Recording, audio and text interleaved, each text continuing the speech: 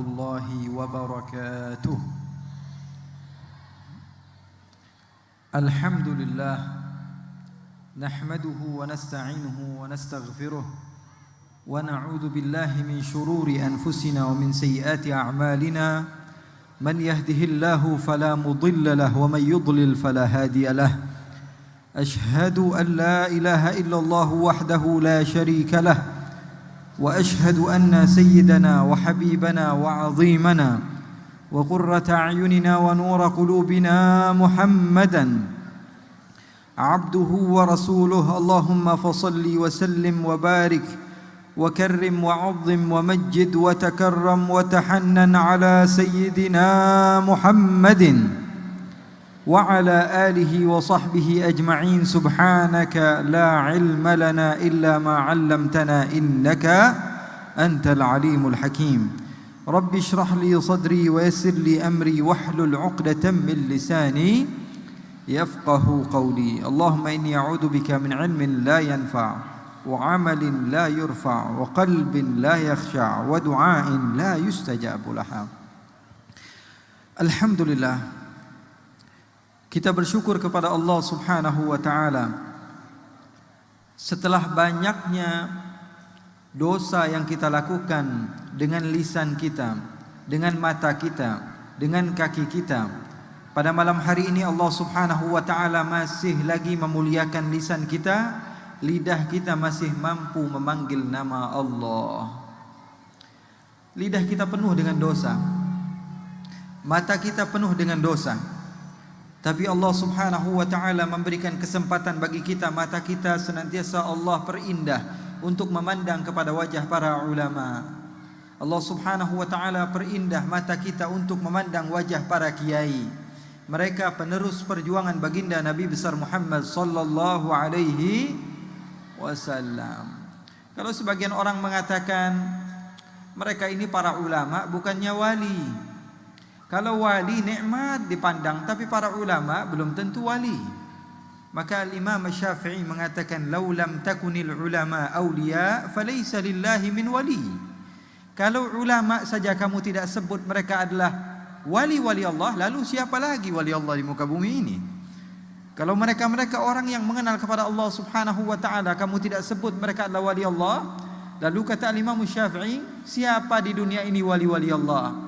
Oleh karena itu kita berhusnudzon kepada mereka-mereka para ulama, para wali, apalagi pendidik, al-wasil al-musil, orang yang sampai kepada Allah dan bisa mencetak ratusan ribuan santri-santri seperti pengasuh kita Pondok Pesantren Nurul Qadim. Semoga Allah Subhanahu wa taala menjadikan pesantren ini adalah termasuk wadah Ahlus Sunnah wal Jamaah yang bisa membawa kita ke surganya Allah Subhanahu wa taala. Karena pada zaman sekarang ini, khususnya saya yang masuk ke beberapa tempat ataupun daerah ataupun negara di luar sana, kita lihat bahwa sesungguhnya banyak sekali ajaran-ajaran yang sangat menyimpang, jauh sekali daripada kata-kata orang yang mengikuti Al-Quran dan Sunnah.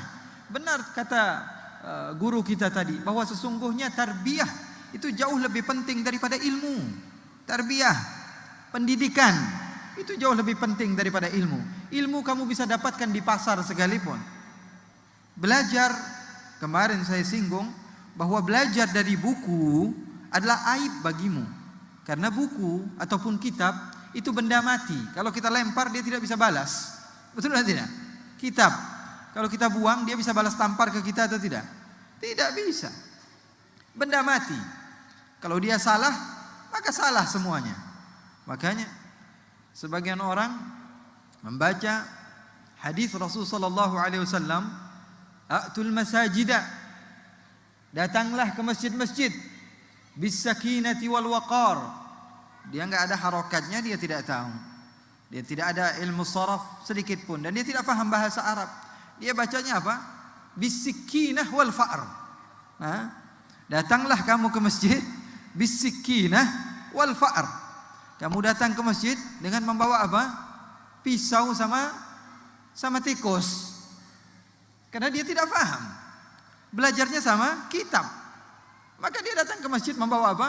Membawa pisau dan tikus tidak memiliki murabbi yang mendidik.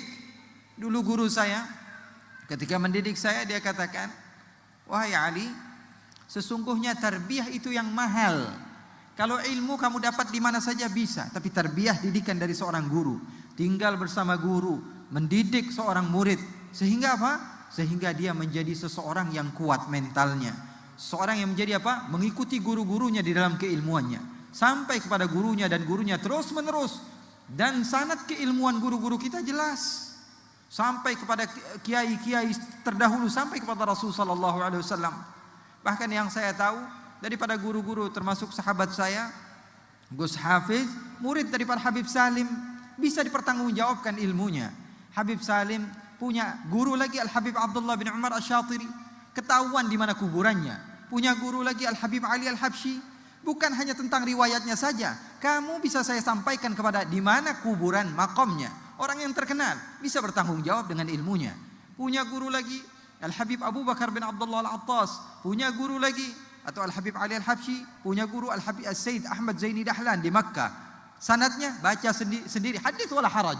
Sayyid Ahmad Zaini Dahlan orang yang terkenal. Bahkan Kiai Hashim Asy'ari juga termasuk daripada murid As-Sayyid Ahmad Zaini Dahlan di kota Makkah, yang memiliki keponakan As-Sayyid Bakri Syata daripada para habaib juga, yang mengarang kitab yang berjudul I'anatul Talibin, yang dibaca di mana-mana, di pondok-pondok. Betul atau tidak?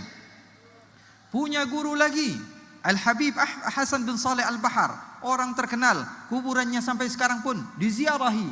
Punya guru lagi terus menerus Al-Habib Ahmad bin Zain Al-Habsyi. Punya guru lagi yang mengarang kitab yang berjudul Ar-Risalah dan disyarahkan oleh Kiai Nawawi Al-Bantani, dinamakan Masail. Kemudian terus menerus punya guru lagi Al-Habib Al-Imam Abdullah bin Alawi Al-Haddad, yang kitabnya dibaca di mana-mana, An-Nasaihud Diniyah atau Ratibul Imam Al-Haddad. Oleh karena itu kita punya guru ini jelas. Jangan kepo sama ajaran-ajaran yang enggak jelas. Pengen tahu guru ini, buka YouTube, buka Syekh Google, buka Syekh Instagram, ya. Itu semua tidak ada pertanggungjawabannya. Oleh karena itu kita berbahagia karena kita punya guru yang pengambilan ilmunya sampai kepada Nabi besar Muhammad. Musalsalatan anhum asanidu akhdhihim ila khairi mahmudin wa asyrafi hammadi. Abun yatalaqqa an abihi wa hakadha fayalahu min aba' kiramin wa ajdadi. Sesungguhnya di dalam memahami ilmu agama, terkadang seseorang kalau tidak memiliki guru, salah sedikit dia tidak faham. Contoh di dalam bahasa Arab, ada seorang raja. Raja ini sakit, kemudian dia ingin berobat, dicari semua dokter-dokter, tidak mampu mengobati dia. Maka salah seorang di antara mereka mengatakan, kamu datang ke seorang ulama, dia punya ilmu hikmah yang luar biasa hebat. Maka ulama tersebut tidak mau datang. Dia katakan, kalau kamu mau obat, saya akan bikinkan resep, berikan kepada raja tersebut. Maka ditulislah resep tersebut. Apa tulisannya? Dia menulis bahwa sesungguhnya Rasul sallallahu alaihi wasallam berpesan, habbatus sauda dawaun min kulli da. Habbatus sauda dawaun min kulli da. Rasulullah berpesan bahwa sesungguhnya jintan hitam adalah obat dari segala obat. Kemudian dilipat surat tersebut, diserahkan kepada raja. Sebelum dilipat, tahu cicak? Tahu cicak atau tidak? Dia buang kotoran sehingga habbatus sauda berubah menjadi hayyatus sauda. Hayyatus sauda dawaun min kulli da. Raja membaca, apa ini pesannya? Hayyatus sauda dawaun min kulli da. Ular hitam adalah obat dari segala obat. Tadinya jintan hitam berubah menjadi ular hitam. Rajanya sempat ragu. Akan tapi dia bilang, wah, ini selagi dari seorang alim soleh dan dia tahu ini pengobatan berdasarkan daripada Rasulullah, ya sudah, dicari obat obat tersebut daripada apa? Ular hitam, lalu dipotong dan dimakan, mati raja tersebut. Karena yang dimakan bukan apa? Bukan jintan hitam, melainkan apa? Hayyatus sauda, bahaya di dalam bahasa Arab. Oleh karena itu kita beruntung, kita belajar di sini dengan pelajaran yang luar biasa hebat. Dan insya Allah kita keluar daripada tempat ini, kita termasuk orang-orang yang mengamalkan ilmu kita. Amin ya rabbal alamin. Karena sesungguhnya mustahil bagi seseorang itu dia langsung bisa menjadi orang alim. Kecuali zaman sekarang semuanya bisa jadi orang alim. Beli fashion ini paling berapa sih? 200.000, cari aja di Ampel banyak. Jubah, imamah, semuanya bisa teriak-teriak di mimbar. Zaman sekarang. Makanya Rasulullah SAW mengatakan di akhir zaman banyaknya orang yang penceramah. Tapi ulama yang benar-benar mengajar ilmu agama itu sedikit. Maka jadilah orang yang sedikit. Wa qalilun min ibadiyasy syakur. Sedikit kata Allah. Oleh karena itu jadilah kelompok yang sedikit. Dan insyaAllah Allah subhanahu wa ta'ala berikan manfaat kepada kita semua. Amin ya rabbal alamin. Ikhwani wa akhwati yang dimuliakan oleh Allah subhanahu wa ta'ala. Mereka para ulama, orang-orang khasyah adalah orang yang mengikuti Rasul sallallahu alaihi wasallam. Nabi Muhammad sallallahu alaihi wasallam itu insan yang begitu luar biasa, sempurna. Bahkan di dalam hal-hal yang sepele menurut kita, Nabi Muhammad diriwayatkan di dalam Sahihain. Riwayat Abu Hurairah radhiyallahu taala anhu. Ini Abu Hurairah sahabat Nabi Muhammad sallallahu alaihi wasallam, mondoknya sama Nabi Muhammad cuma 4 tahun. Tahun ke-6 dia masuk Islam, cuma 4 tahun bersama Rasulullah. Tapi kehebatannya luar biasa. Kenapa? Karena ketekunannya dan doa Rasulullah sallallahu alaihi wasallam. Jangan lupa dari 2 hal. Yang pertama meminta kepada Allah, dan yang kemudian apa? Ketekunan di dalam belajar. Rasulullah sallallahu alaihi wasallam melihat ada seseorang yang duduk, kemudian dia memiliki untanya tidak diikat. Maka Rasulullah tanya, "Hei fulan, kenapa kamu beristirahat di tempat ini lalu unta kamu biarkan saja tidak kamu ikat?" Maka dia katakan apa? "Saya tawakal ya Rasulullah." Dia bilang apa? "Saya tawakal." Kata Rasulullah, "Iqilha wa tawakkal 'ala Allah." Ini bukan tawakal namanya. Ikat dulu baru tawakal. Oleh karena itu seseorang yang kalau dia mau menjadi orang alim, dia harus memiliki 2 hal. Yang pertama apa? Dia berdoa kepada Allah subhanahu wa ta'ala, jangan dilupakan itu. Karena sungguhnya doa memiliki khasiat yang luar biasa hebat. Jangan dianggap remeh. Wah, tapi gimana nih? Belum dikabul-kabulin sama Allah subhanahu wa ta'ala. Allah yang janji kalau kalian minta pasti Allah berikan. Tapi Allah tahu yang terbaik. Kapan Allah akan memberikan kepada kamu. Dan yang kemudian, yang kedua adalah semangat yang kuat. Yang pertama apa? Doa. Jangan lupakan doa itu. Walaupun kamu sudah rajin, tapi kalau tidak ada doa, maka ilmu kamu tidak manfaat. Berapa banyak sahabat kita yang dia sekolah sampai selesai S1, S2, S3, sampai selesai dia doktor, sampai profesor. Suatu saat dia sedang mengajar, tiba-tiba ada kulit pisang kemudian jatuh kena kepalanya. Nama dia saja dia lupa, apalagi ilmu. Nama saja dia lupa. Nama saya siapa? Saya tidak tahu, apalagi ilmu yang dia cari. Kalau Allah sudah mau menarik ilmu seseorang, tentu Allah subhanahu wa ta'ala akan mampu. Oleh karena itu jangan pernah lupa meminta kepada Allah subhanahu wa ta'ala. Kalau Nabi Muhammad saja berdoa, Allahumma inni a'udzubika min ilmin la yanfa' wa amalin la yurfa' wa qalbin la yakhsha' wa du'ain la yustajabu lah, apalagi kita. Oleh karena itu Nabi Muhammad SAW mencontohkan hal yang terbaik. Abu Hurairah ini sahabat Nabi, mondok 4 tahun sama Rasulullah SAW, menjadi ahlu suffah, belajar kepada Rasulullah SAW. Beliau pernah meriwayatkan satu hadis. Hadisnya apa? Nabi Muhammad lagi sholat, tiba-tiba ada jin ifrit. Tahu jin ifrit? Jin yang dibangga-banggakan pada zaman Nabi Sulaiman. Ini jin ifrit masuk ke masjid. Jin ifrit masuk ke masjid, mengganggu Rasulullah SAW. Selepas salat Nabi Muhammad SAW tangkap jin tersebut, lalu Rasulullah SAW ikat dia di dalam masjid, kemudian Rasulullah SAW biarkan dia keluar. Diikat sebentar, kemudian dilepas dan suruh keluar. Sahabat bertanya, "Ya Rasulullah, apa yang kau lakukan ya Rasulullah?" Apa kata Rasulullah? Perhatikan akhlak baginda Rasulullah SAW. Perlu kita contoh. Apa kata Rasulullah? Rasulullah mengatakan, "Sesungguhnya aku tadinya mau ngikat. Kemudian aku mau jadikan dia adalah tontonan bagi para sahabat. Kemudian aku ingin jadikan dia apa? Mainan anak-anak kecil di kota Madinah. Ini ifrit mau dijadikan mainan anak-anak kecil." Tapi kata Rasulullah, "Tapi kenapa?" kata sahabat. "Tapi saya jaga perasaan sahabat saya Nabi Sulaiman." Kenapa wahai Rasulullah? Nabi Sulaiman pernah berdoa, wahabli mulkan la yanbaghi li ahadin min ba'di. Doa Nabi Sulaiman apa? Ya Allah, ya Allah, berikanlah aku kerajaan yang mana kerajaan tersebut tidak akan pernah didapat oleh orang-orang setelahku. Nabi Muhammad SAW takut menyakiti hati Nabi Sulaiman. Kalau jin yang dibanggakan pada zamannya hanya menjadi mainan atau lelucon bagi anak-anak kecil, dijaga hati sahabatnya. Shallu ala Nabi Muhammad. Itulah yang dicontoh para sahabat, para tabi'in. Nabi Muhammad SAW pernah diberikan anggur oleh salah seorang sahabat. Lalu Rasulullah makan 1, makan lagi 2, makan lagi 3, makan lagi 4. Enggak selesai-selesai. Nabi Muhammad SAW tidak selesai-selesai makannya sampai habis. Kemudian yang memberi tersebut mengatakan kepada Rasulullah, bagaimana rasanya ya Rasulullah? Rasulullah tersenyum kepada orang tersebut. Dia pun pergi, senang. Hadiahnya diambil oleh Rasulullah, dimakan sama Rasulullah SAW. Maka sahabat bingung, ya Rasulullah, engkau ini selalunya ya Rasulullah, kalau ada makanan, berbagi kepada kami ya Rasulullah. Kenapa ini anggur kamu makan 1, makan 2, sampai habis kamu makan sendirian? Apa kata Rasulullah? Rasanya asem, kata Rasulullah. Apa? Rasanya asem. Kalau saya bagi kamu 1 persatu, nanti semua wajah kalian berubah. Kasihan yang ngasih. Rasulullah SAW jaga perasaan orang yang ngasih. Nabi Muhammad SAW begitu pintar menjaga perasaan seseorang. Oleh karena itu dicontoh oleh para tabi'in, para tabi'in, sampai kepada ulama-ulama kita. Di antaranya Al-Imam Al-Haddad. Al-Imam Al-Haddad menjaga perasaan orang lain. Pernah suatu waktu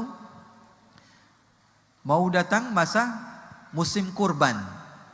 Imam Haddad kalian tahu? Al-Habib Abdullah bin Alawi Al-Haddad. Pengarang Ratib Al-Haddad. Di sini dibaca Ratib. Dibaca Ratib Al-Haddad. Al-Imam Al-Haddad memiliki kitab yang berjudul An-Nasaihud Diniyah. Punya kitab juga Risalatul Muawanah. Banyak kitab-kitab beliau, karangan beliau. Al-Imam Al-Haddad pada zaman beliau, pernah suatu waktu ada seseorang yang mengatakan kepada putranya, wahai anakku, sekarang ini sudah musim kurban. Ayah mau motong kurban. Ini kampaknya sudah siap. Kamu pergi ke suk, pergi ke pasar, dan kamu datang ke Haddad. Haddad itu apa? Tukang besi. Asah ini kampak supaya saya motongnya enak. Datang ke mana? Haddad. Haddad di dalam bahasa Arab artinya apa? Tukang besi. Maka anak kecil ini polos. Diambil kampak tersebut, dibawa ke Al-Imamul Haddad. Bukan dibawa ke tukang besi, tapi dibawa ke Al-Hawi, tempat Al-Imamul Haddad mengajar. Duduk dia sebentar, Imam Haddad masih mengajar. Selepas mengajar, ini anak kecil mendekat kepada Imamul Haddad. Wahai anakku, apa yang kau inginkan? Dia katakan, Imam Haddad, ini ayah saya menyuruh saya untuk memberikan kampak ini kepada kamu. Oh, untuk apa? Kata Imam Haddad. Tolong diasah karena besok dia mau motong kurban. Kata Imam Haddad, oh terima kasih. Sini kampaknya. Insya Allah saya akan asahkan, kemudian besok kamu datang lagi, kamu ambil. Maka keesokan harinya bapaknya bertanya kepada anaknya, sudah kamu berikan kepada Haddad kampaknya? Sudah wahai ayah. Nih sekarang ini uangnya, kamu ambil lagi. Mudah-mudahan sudah selesai diasahnya. Diberikan uang, datang ke Imam Haddad. Imam Haddad masih ngajar. Selepas ngajar, anak kecil ini datang lagi. Imam Haddad, apakah sudah?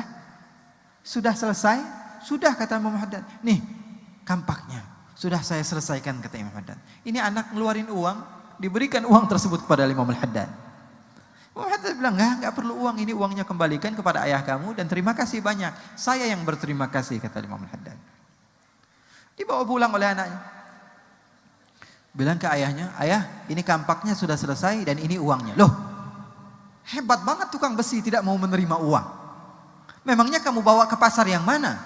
Dia bilang, saya bawa ke Al-Imamul Haddad. Inna lillahi wa inna ilaihi raji'un. Bayangkan, ulama yang memiliki majlis yang didatangi oleh seluruh orang yang ada di dunia pada masa itu. Dari Maghrib belajar sama dia, dari Syam belajar dari dia, dari mana-mana tempat belajar kepada Al-Imamul Haddad. Disuruh ngasah. Ini orang Tarim bingung, ya Allah, kiai besar di kampung saya disuruh ngasah. Ini gimana ini? Bingung di akhirnya.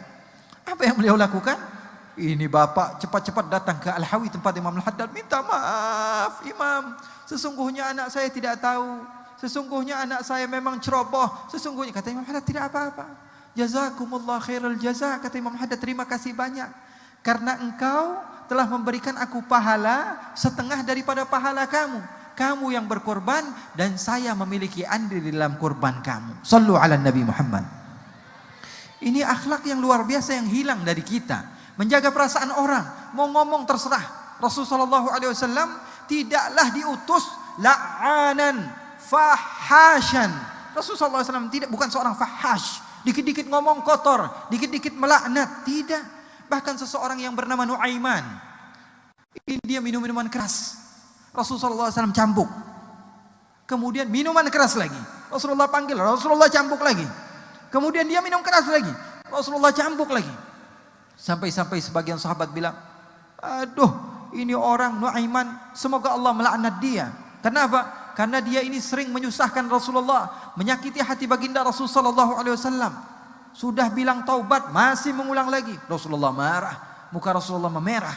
Rasulullah mengatakan, la tal'anuh fa innahu yuhibbullah wa rasulah. Jangan kamu laknat dia. Dia ini walaupun maksiat, dia cinta sama Allah, cinta sama Rasulullah. Berapa banyak orang di antara kita ini maksiat, tapi hati kecil kita merasakan juga ingin menjadi hamba yang saleh, menjadi hamba yang salehah. Kalau kita ridha kepada diri sendiri, apalagi kepada orang lain. Guru kami bercerita, Al-Habib Ali Al-Jufri, bahwa suatu saat beliau bersama gurunya Al-Imam Al-Habib Abdul Qadir bin Ahmad As-Saggaf. Ada undangan makan siang. Makan siang, Habib Abdul Qadir duduk di depan, Habib Ali Al-Jufri duduk di belakang.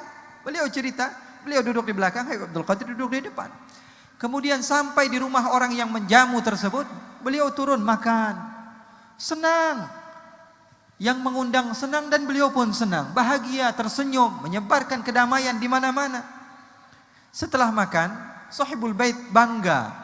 Al-Imam Al-Habib Abdul Qadir bisa datang ke rumahnya penuh dengan kebahagiaan. Kemudian dia keluar dari rumahnya, dia mengantar sampai ke mobil. Ini tuan rumah ini saking dia senangnya kepada Al-Imam Abdul Qadir bin Ahmad As-Saggaf, dia antar sampai ke mobil. Kemudian dibukakan pintunya. Al-Habib Ali Al-Jufri duduk di belakang. Al-Habib Abdul Qadir duduk pas di depan Al-Imam Al-Habib Ali Al-Jufri. Dibukakan pintunya, kemudian Habib Abdul Qadir duduk, ditutupkan lagi pintunya oleh Sahibul Bait. Berjalanlah mobil tersebut sampai sudah beberapa kilo. Kata Habib Ali Al-Jufri, Al-Habib Abdul Qadir bertanya kepada saya, wahai Ali, kira-kira kalau saya turun sekarang dari mobil, Sahibul Bait yang ngundang saya tadi ngelihat atau tidak? Kata Habib Ali, enggak, sudahlah, sudah jauh wahai Imam, sudah puluhan kilo, tidak akan pernah ngelihat dia dan tidak akan bisa melihat, sudah jauh. Ya sudah, sekarang kamu turun, kamu bukakan lagi pintunya. Bingung Habib Ali Al-Jufri. Supirnya disuruh berhenti. Habib Ali Al-Jufri turun dari tempat tersebut, dari mobilnya. Kemudian membukakan pintu depan. Ternyata apa? Tangan Al-Habib Abdul Qadir As-Saggaf dipenuhi dengan darah. Tangannya kejepit waktu ditutup oleh Sahibul Bait. Tapi dia tidak merubah wajahnya. Kenapa? Karena kasihan sama Sahibul Bait. Sudah dari awal bahagia, tiba-tiba di akhir hanya bisa menyakiti Al-Habib Abdul Qadir bin Ahmad. Maka Habib Abdul Qadir tidak mau jaga perasaan Sahibul Bait yang mengundangnya. Penuh dengan darah, menangis Habib Ali Al-Jufri. Mengatakan, kenapa tidak dari tadi wahai Imam Abdul Qadir As-Saggaf, kamu katakan bahwa tangan kamu berdarah? Tidak, saya jaga perasaan Sahibul Bait. Oleh karena itu, inilah yang diajarkan oleh Allah, oleh baginda Rasul sallallahu alaihi wasallam. Nabi Muhammad gak gampang marah. Ini Nuaiman tadi yang kita ceritakan, ini orangnya aneh juga ini Nuaiman. Ya, bukan bikin-bikin ceritanya. Boleh baca kitab Al-Bidayah wan Nihayah. Banyak cerita tentang sahabat Nuaiman. Dikisahkan bahwa Nuaiman ini pernah diajak oleh Sayyiduna Abu Bakar As-Siddiq untuk berdagang. Ini Nuaiman orangnya aneh. Rasulullah SAW bahkan sering diberikan hadiah olehnya, baju yang baru, makanan yang enak. Tapi setelah diberikan hadiahnya, Rasulullah disuruh bayar sendiri. Dia bilang, loh, kamu ini ngasih hadiah tapi kok suruh saya yang bayar? Iya ya Rasulullah, saya pengen ngasih, cuman gak punya dananya ya Rasulullah, gak punya duit, tapi saya pengen ngasih. Ini Nuaiman, ini orang aneh. Rasulullah tidak cepat marah kepadanya. Bahkan Rasulullah SAW banyak memuji Nuaiman. Sayyidina Abu Bakar izin kepada Rasulullah, ya Rasulullah, saya mau bawa Nuaiman ini ke Syam untuk berdagang di sana. Kata Rasulullah, silahkan. Dibawa oleh Sayyidina Abu Bakar, Nuaiman bersama satu lagi namanya Suwaibit ibn Harmalah. Siapa namanya? Suwaibit ibni Harmalah. Ini dua orang. Suwaibit beda orangnya. Orangnya polos banget. Disuruh maju dia maju, disuruh mundur dia mundur, disuruh ke kanan dia ke kanan, disuruh ke kiri dia kiri. Kalau Nuaiman beda, disuruh kanan dia ke kiri, disuruh ke kiri dia ke kanan. Nuaiman orang yang aneh, sahabat Nabi. Jadi kalau misalnya sahabat sedang berkumpul dan terlihat Rasulullah SAW sedang murung, sedang sedih, Nuaiman datang, Nuaiman belum berbicara, Rasulullah sudah tertawa. Ngelihat wajahnya aja Rasulullah SAW sudah tertawa. Maka diajaklah oleh Sayyidina Abu Bakar untuk berdagang, karena Sayyidina Abu Bakar ini banyak uangnya, senantiasa berdagang dan membawa orang-orang untuk berdagang bersamanya. Nuaiman dan Suwaibit ikut ke Syam. Suwaibit karena dia adalah orang yang polos dan orang yang amanah, diperintahkan oleh Sayyidina Abu Bakar untuk menjaga makanan. Sebagian lagi disuruh untuk berdagang, sebagian lagi disuruh untuk memegang barang-barang yang dimiliki oleh Sayyidina Abu Bakar. Nuaiman disuruh apa? Terserah mau ngapain. Nuaiman orang yang beda, mau ngapain saja kamu terserah, kata Sayyidina Abu Bakar. Maka sesampainya di Syam, di Damaskus, di Syria, Sayyidina Abu Bakar pergi ke pasar. Suwaibit menjaga makanan, Nuaiman bikin masalah. Nuaiman datang kepada Suwaibit, dia bilang, "Bit, perut udah lapar. Saya sudah kebetulan ini sudah nggak kuat lagi nih. Coba makanannya mana saya mau makan. Saya sudah nggak kuat." Kata Suwaibit, "Nggak bisa Nuaiman. Perintah Sayyidina Abu Bakar setelah zuhur kita baru makan. Setelah kafilah semuanya datang berkumpul kita baru makan. Sekarang baru jam 10. Kamu sudah mau makan duluan." Kata Nuaiman, "Nggak bisa dong. Perut saya sudah lapar. Kalau saya nunggu Abu Bakar mungkin saya sudah mati kelaparan." Kata Suwaibit, "Nggak bisa. Ini polos orangnya. Jaga amanah. Nggak bisa. Pokoknya saya nggak mau memberikan kamu makanan." Kata Nuaiman, "Kamu berani sama saya? Kamu yakin tidak mau memberikan makanan? Tolonglah Nuaiman, minta maaf ini Suwaibit. Tolong dong. Jaga. Jangan kamu kotori amanah saya. Tolong." Karena dia takut, dia tahu. Jangankan Suwaibit, jangankan Sayyidina Abu Bakar, Rasulullah aja diajak main sama dia. Maka Suwaibit sudah takut ini. Goyang dia, kasih makanan, dimarahin Sayyidina Abu Bakar, nggak dikasih makanan, ini Nuaiman pasti bikin masalah. Dia bilang, "Tolong Nuaiman, tolong." Kata Nuaiman, "Enggak, kalau kamu nggak memberikan saya makanan, saya akan bikin masalah sama kamu." Dia bilang, "Ya sudah, saya jaga amanah, saya nggak mau kasih makanan sama kamu sampai Abu Bakar datang." "Oh begitu," kata Nuaiman. Iya, Nuaiman pergi, ditinggalkan Suwaibit. Apa yang dia lakukan? Dia pergi ke pasar. Dia cari tempat-tempat penjualan hamba sahaya, budak. Dia tanya, "Ini budak harganya berapa?" "Oh ini harganya 300, yang ini berapa?" "Yang ini 400. Dia pindah lagi ke toko yang lain. "Ini hamba sahaya budak harganya berapa?" 200. "Yang ini berapa?" 300. "Oh mahal-mahal ya?" "Iya," katanya, "memang harganya di sini sekitar begitu. Saya punya hamba sahaya, harganya cuma 100 dirham. Kamu mau atau tidak?" "Saya punya hamba saya, harganya 100 dirham. Kamu?" "Oh 100 dirham. Mau. Tapi dia punya aib." "Aibnya apa?"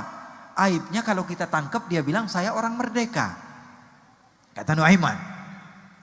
"Kalau kita pegang dia akan bilang, wah saya orang merdeka." "Oh saya nggak perlu kata-kata yang mau beli, saya nggak perlu dengan bacotnya, dengan ucapannya, karena saya perlu apa? Kerjaannya. Dia mau ngomong apa terserah, yang penting dia bisa bekerja." "Ya sudah, deal." Kata Nuaiman, "Ayo sini mana uangnya?" Dia ambil uangnya, 100 dirham dia kantongi. Uang yang cukup banyak. Kemudian dibawalah oleh Nuaiman kepada Suwaibit. "Itu tuh hamba sahaya saya yang lagi berdiri." Ditangkap oleh orang-orang ini. "Wah, kenapa saya ditangkap? Saya adalah orang yang bebas. Saya bukan budak, saya bukan hamba sahaya." Kata yang nangkap, "Kami udah tahu ini aib kamu." Oke, dibawalah Suwaibit. Nuaiman bilang, "Tuh kan, bikin masalah sama saya sih. Sekarang kamu jadi barang dagangan," katanya. Pergi Suwaibit, dibawa, nangis Suwaibit. Nuaiman sudah belanja, dibelikan baju, dibelikan makanan, dibelikan segala macam. Sayyidina Abu Bakar pulang. Dicari mana Suwaibit, kita pengen makan. Dicari-cari tidak jumpa. Maka melihat ada Nuaiman. "Nuaiman, kamu lihat Suwaibit atau tidak? Oh, Suwaibit sudah saya jual wahai Abu Bakar. Berani dia sama Sayyidina Abu Bakar. Sayyidina Abu Bakar, apa yang berlaku? Soalnya pelit dia, saya minta makan duluan nggak dikasih. Terus di mana kamu jual? Di pasar. Ayo temanin saya ke pasar. Ditemenin sama Nuaiman. Sesampainya di pasar, dilihat benar ada Suwaibit. Wahai fulan yang membeli Suwaibit, saya mau beli kamu. Membeli apa? Ini Suwaibit lagi katanya. Boleh, tapi dengan harga 2 kali lipat, 200 dirham. Ya sudah, diberikan oleh Sayyidina Abu Bakar. Terlanjur kaya, duitnya banyak Sayyidina Abu Bakar. Diberikan 200 dirham, dibawa lagi Suwaibit. Pulang ke kota Madinah, diceritakan kepada Rasul sallallahu alaihi wasallam, fadhahikan nabiyyu hatta badat nawajiduhu, kata sahabat. Maka Nabi Muhammad tertawa ketika mendengar cerita yang berlaku tentang Nuaiman dan Suwaibit bin Harmalah. Bahkan perawi mengatakan 1 tahun Rasul sallallahu alaihi wasallam tidak terlepas dari cerita ini dan tertawa. Sallu ala Nabi Muhammad. Nabi Muhammad tidak marah karena memang sudah bawaannya begitu Nuaiman. Di zaman Sayyidina Utsman saja dia bikin masalah juga. Suatu saat ini Nuaiman dia duduk, kok ada cerita begini Beb? Memang ada. Loh, kok saya nggak pernah dapat? Ya karena kurang piknik aja di dalam bacanya. Ada. Di dalam kitab yang sama diceritakan bahwa Nuaiman duduk di depan masjid, lagi nyantai. Tiba-tiba ada orang buta, orang tua buta pegang tongkat, bolak-balik kanan kiri depan belakang. Nuaiman sumpek nih ngeliatin orang. Ini sudah tahu saya lagi sumpek, duduk di depan masjid sendirian. Ini ada orang buta bolak-balik bikin sumpek. Dipanggil orang buta, buta kamu kemari. Kata orang buta, kenapa wahai rajul? Kenapa wahai fulan? Kamu ini ngapain bolak-balik di depan saya? Sudah tahu saya lagi sumpek, kamu bolak-balik di depan saya. Kata Nuaiman, oh saya cari kamar kecil dari tadi ini. Saya pengen buang air kecil, tapi saya tidak tahu di mana tempat buang air kecil. Anak saya sedang pergi dan tidak ada satupun yang menunjukkan kepada saya di mana saya harus buang air kecil. Oh kata Nuaiman, gampang sini saya yang nganter kamu. Dipegang tangannya oleh Nuaiman, dibawa kemana? Dibawa ke masjidnya Rasulullah. Zaman Rasulullah masjid-masjid tidak ada kamar mandi. Dibawa kemana? Dekat daripada mihrab. Dibilang, nah ini tempat buang air kecil. Dia bilang. Kata yang buta, benar ini tempatnya. Iya ini tempat benar. Pergi Nuaiman, dia buka celananya, dia kencing di situ. Sahabat-sahabat dan tabi'in sedang sholat melihat ada orang yang buka celana di depan dekat minbar. Maka mereka teriak Allahu Akbar. Kemudian mereka maju. Siapa ini? Musuh Allah, musuh Rasulullah, mengotori masjid baginda Rasulullah. Untuk berbicara saja mereka malu, apalagi kencing di masjidnya Rasulullah. Akhirnya semuanya mengejar orang tersebut, ingin dipukul. Ketika ingin dipukul ternyata orang buta. Kata sahabat-sahabat, hei ini masjid Rasulullah. Innalillah. Kata si buta, ini masjid Rasulullah. Iya masjid Rasulullah. Kenapa kamu bisa kencing di sini? Oh tadi ada seseorang Arabi, sepertinya orang Arab pedalaman, mengantarkan saya ke tempat ini dan dia bilang ini adalah tempat buang air kecil katanya. Kata sahabat-sahabat, pasti ulahnya Nuaiman. Nggak ada lagi yang berani kecuali dia. Siapa namanya kata si buta? Nuaiman. Oh Nuaiman, lihat saja Nuaiman. Saya bernadar, tidaklah saya keluar dari kota Madinah kecuali saya akan pukul kepalanya dengan tongkat saya. Keluar ini si buta dari masjidnya Rasulullah. Dia cari-cari. Setiap ada orang dia tanya, mana Nuaiman? Di mana rumahnya? Katanya Nuaiman gak pernah punya rumah. Dan kalau dicari susah dia datang sendiri. Kalau dicari dia susah. Kalau dia pengen dia datang sendiri. Dia cari muter-muter ini si buta. Pengen balas dendam. Karena yang dia lakukan adalah dosa yang besar. Kencing di masjid Rasulullah SAW. Tidak banyak terjadi orang yang kencing di masjid Rasulullah kecuali pada zaman Rasulullah. Ada seorang Arabi datang ke masjid Rasulullah, kemudian buang air kecil. Rasulullah ada di situ. Maka sahabat semuanya mengejar. Rasulullah SAW bilang, biarin, selesain dulu kencingnya. Selesain buang air kecilnya. Tuh lihat Rasulullah. Di masjid Rasulullah. Karena ada hikmahnya.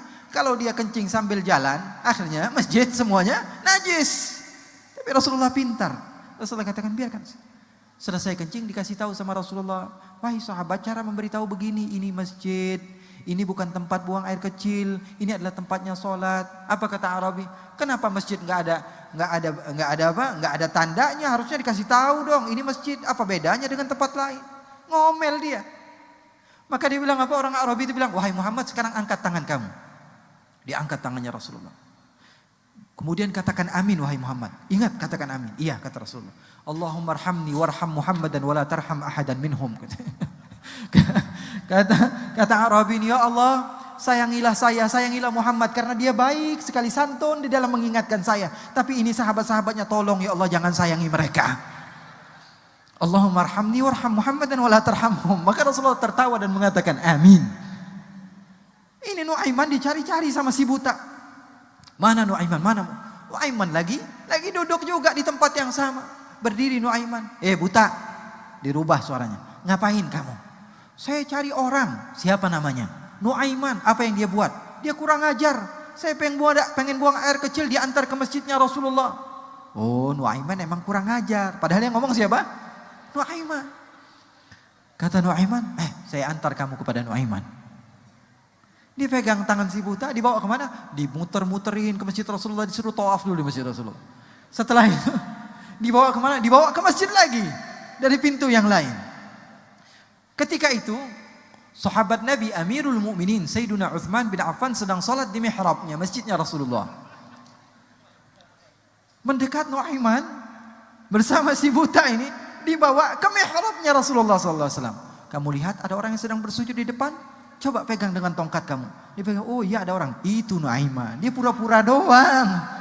Dia pura-pura soleh padahal dia orang jahat. Padahal yang ngomong siapa? Nuaiman. Kemudian Nuaiman pergi. Ini si buta ambil tongkatnya, dipukul kepalanya Amirul Mukminin. Semua sahabat yang sedang sholat bangun. Qutila Amirul Mukminin. Qutila Amirul Mukminin. Sayyidina Utsman mau dibunuh, semuanya maju. Ternyata yang dilihat siapa? Si buta lagi. Baru setengah jam, ternyata si buta lagi yang datang. Kemudian semua orang pengen nangkep. Kamu telah memukul Amirul Mukminin Sayyidina Utsman. Nangis si buta ini. Dia mengatakan, demi Allah, semenjak sekarang saya tidak akan pernah percaya sama yang namanya manusia. Gara-gara Nuaiman. Orang-orang seperti ini banyak. Oleh karena itu kita tidak boleh menilai seseorang daripada apa yang dia ucapkan ataupun apa yang dia kerjakan. Karena siapa tahu dia dicintai oleh Allah dan dicintai oleh Rasulullah sallallahu alaihi wasallam. Nabi Musa apa doanya? Falamma akhadathum ar-rajfatu qala rabbi law syi'ta ahlaktahum min qablu wa iyyai. Doa Nabi Musa tuh, baca dalam Al-Qur'an. Bagaimana Nabi Musa berdoa? Ya Allah, ketika musim paceklik, enggak turun-turun hujan. Nabi Musa berdoa kepada Allah, ya Allah, kalau mau hancurkan, hancurkan sekalian ya Allah. Jangan tanggung-tanggung. Lau syi'ta ahlaktahum min qablu wa iyyai. Saya juga hancurkan sekalian ya Allah. Lau syi'ta ahlaktahum min qablu wa iyyai. Atuhlikuna bima fa'ala as-sufaha'u minna. Kok kamu menghancurkan kami gara-gara ada oknum yang bodoh di antara orang di sekitar kami ya Allah? Kok kami yang kena? Marah-marah sama Allah. Baca Al-Quran. Kemudian Nabi Musa bilang apa? In hiya illa fitnatuk. Semua ini fitnah dari engkau ya Allah. Engkau yang tudhillu man tasya' wa tahdi man tasya'. Engkau yang membuat seseorang sesat dan engkau memberikan hidayah kepada siapa orang yang kau mau. Tuh lihat, kalau yang berdoa kita mungkin kita sudah masuk neraka. Tapi ada sebagian orang yang kalau dia berdoa di sisi Allah Subhanahu wa taala, Allah tentu akan terima doanya. Oleh karena itu pesan saya kepada ikhwan semua dan khususnya kepada saya sendiri, jangan bersuudzon kepada siapapun daripada hamba Allah. Karena sungguhnya setiap hamba Allah memiliki apa?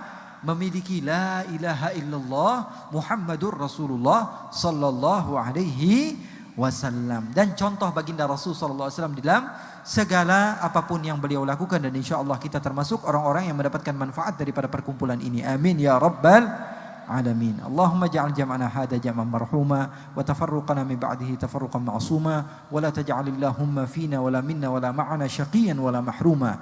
Ya Allah, jadikanlah perkumpulan kami ini perkumpulan yang Engkau cintai ya Allah. Jangan jadikan kami melangkahkan kaki kami dari tempat ini kecuali dosa kami telah habis ya Allah. Jadikanlah kami termasuk orang-orang yang mendapatkan derajat di sisimu ya Allah. Ya Allah ya Rabbal Alamin, kami berkumpul dengan orang-orang yang saleh ya Allah. Kami yakin mungkin doa kami tidak diterima oleh-Mu ya Allah. Akan tetapi orang-orang di sekitar kami adalah orang yang saleh ya Allah. Yang mana dengan keberadaan mereka kami yakin doa kami tentu diterima oleh-Mu ya Allah. Ya Allah, berikanlah kepada kami husnul khatimah. Ya Allah, berikanlah kepada kami husnul khatimah.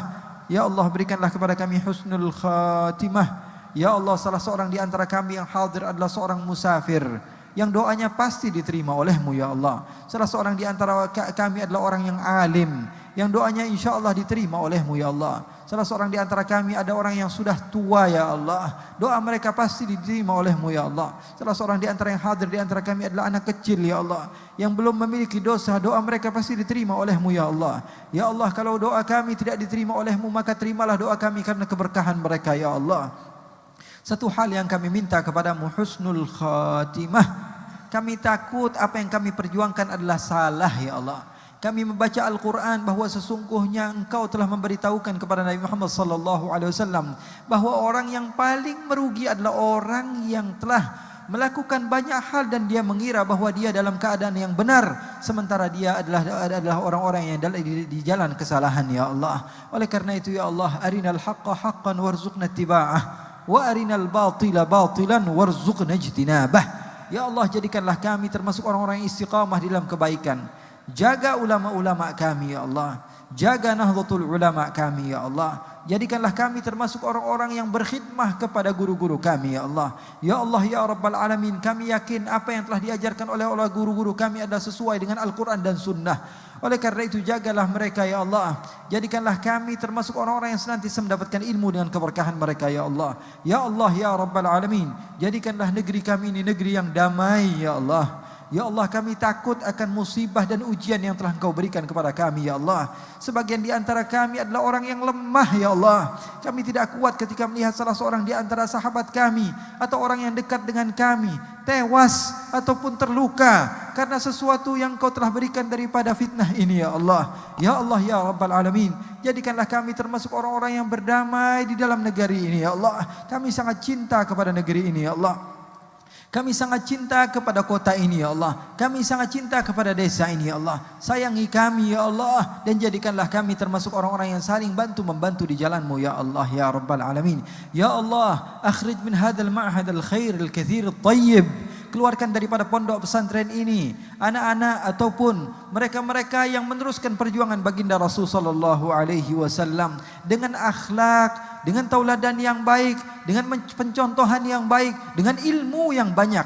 Berdakwah dengan ilmu ya Allah, berdakwah dengan ilmu mereka ya Allah. Dengan berkat Nabi besar Muhammad sallallahu alaihi wa ala alihi wasallam. Wa sallallahu bi jamalika wa jalalika ala sayyidina Muhammadin warzuqna kamal al mutaba'ati lahu zahiran wa batinan fi afiyatin wa salamah. Walhamdulillahi rabbil alamin.